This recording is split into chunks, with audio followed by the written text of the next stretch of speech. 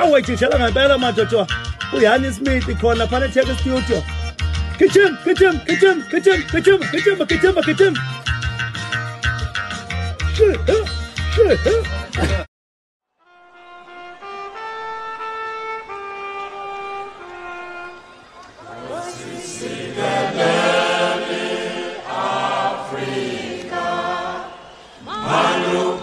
Imbiko ke esabalalayo esitholayo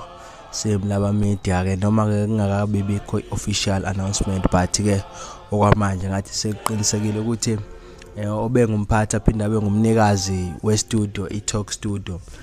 ubaba uYani Smith udlule emhlabeni usedlule emhlabeni. Imbiko ke esabalala usuku lezolo ngomhla ka3 August 2021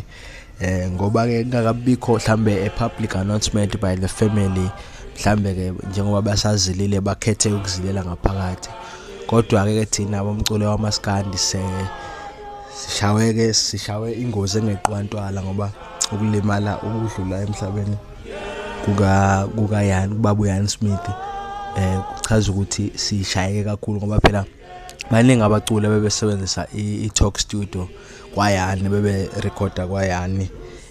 besiye sizwe nabaculi bamaskanda abaningi uma besho ezibongweni ukuthi KwaYani bonke bahlangana KwaYani ngisho izimpi zikwaYani I'm sure kuzoba ne impact enkulu ngoba phela kuhambe inhloko yaso istage sonke